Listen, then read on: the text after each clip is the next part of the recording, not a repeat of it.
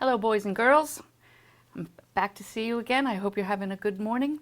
The first book I'm going to read today is called Thomas's Snowsuit, and it's by Robert Munsch. One day, Thomas's mother bought him a nice new brown snowsuit. When Thomas saw that snowsuit, he said, "That is the ugliest thing I've ever seen in my life. If you think I'm going to wear that ugly snowsuit, you are crazy." Thomas's mother said, "We will see about that." The next day, when it was time to go to school, the mother said, "Thomas, please put on your snowsuit." And Thomas said, "No." His mother jumped up and down and said, "Thomas, put on that snowsuit." And Thomas said, "No." So Thomas's mother picked up Thomas in the one hand, picked up the snowsuit in the other hand, and she tried to stick them together. They had an enormous fight, and when it was done, Thomas was in his snowsuit. Thomas went off to school and hung up his snowsuit. When it was time to go outside, all the other kids jumped into their snowsuits and ran out the door, but not Thomas. The teacher looked at Thomas and said, "Thomas, please put on your snowsuit." Thomas said, "No." The teacher jumped up and down and said, "Thomas, put on that snowsuit." And Thomas said, "No." So the teacher picked up Thomas in one hand, picked up the snowsuit in the other hand, and she tried to stick them together. They had an enormous fight, and when they were done, the teacher was wearing Thomas's snowsuit, and Thomas was wearing the teacher's dress. When the teacher saw what she was wearing, she picked up Thomas in one hand and tried to get him back into his snowsuit. They had an enormous fight, and when they were done, the snowsuit and the dress were tied into a big knot on the floor, and Thomas and the teacher were in their underclothes. Just then, the door opened, and in walked the principal. The teacher said, "It's Thomas. He won't put on his snowsuit." The principal gave his very best principal look and said, "Thomas, put on your snowsuit." And Thomas said, "No." So the principal picked up Thomas in one hand, and he picked up the teacher in the other hand, and he tried to get them back into their clothes. When he was done, the principal was wearing the teacher's dress, and the teacher was wearing the principal's suit, and Thomas was still in his underwear. Then from far out in the playground, someone yelled, "Thomas, come and play." Thomas ran across the room, jumped into his snowsuit, got his boots on, and in 2 seconds he was out the door. The principal looked at the teacher and said, "Hey, you have my suit. Take it off right now." The teacher said, "Oh no, you have on my dress. You take off my dress first." Well, they argued and argued and argued, but neither one wanted to change first. Finally, Thomas came in from recess. He looked at the principal and he looked at the teacher. Thomas picked up the principal in one hand. He picked up the teacher in the other hand. They had an enormous fight, and Thomas got everybody back into their clothes. The next day, the principal quit his job and moved to Arizona, where nobody ever wears a snowsuit. The end. That was funny. Okay, the next story today is called Each Kindness, and it's by Jacqueline Woodson, and the illustrations are by E.B. Lewis. That winter, snow fell on everything, turning the world a brilliant white. One morning, as we settled into our seats in the classroom, the door opened and the principal came in. She had a girl with her, and she said to us, "This is Maya." Maya looked down at the floor. I think I heard her whisper, "Hello." We all stared at her.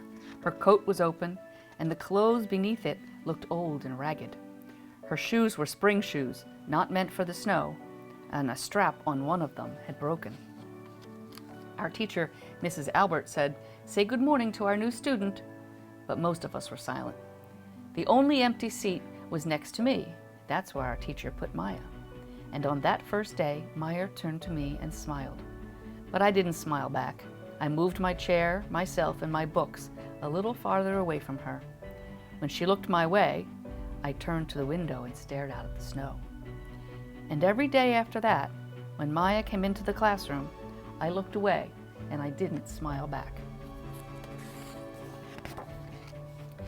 My best friends were Kendra and Sophie.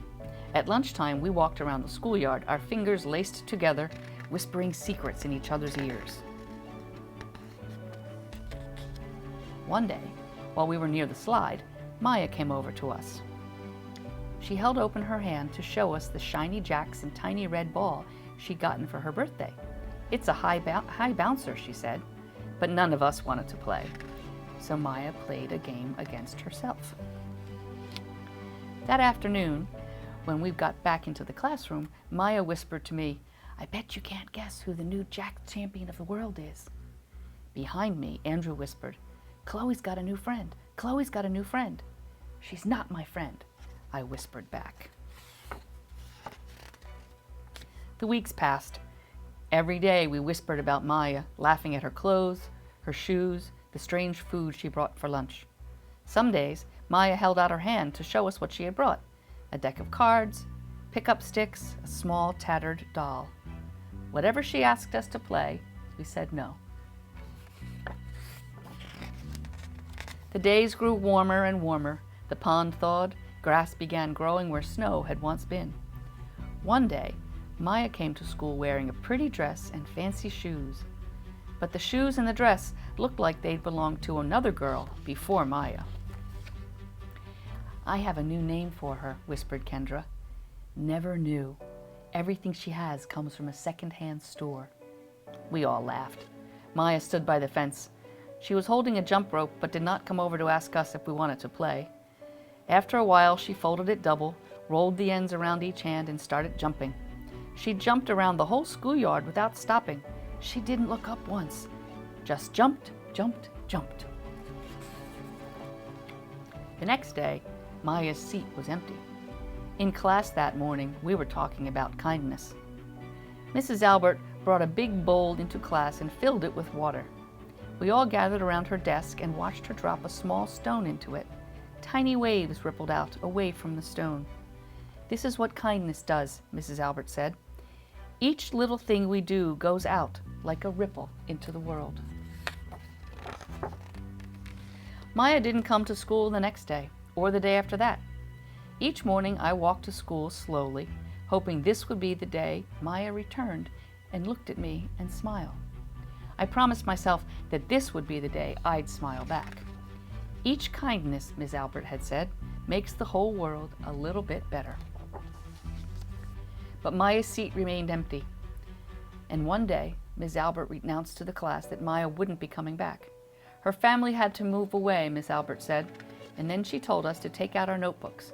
It was time for spelling. That afternoon, I walked home alone.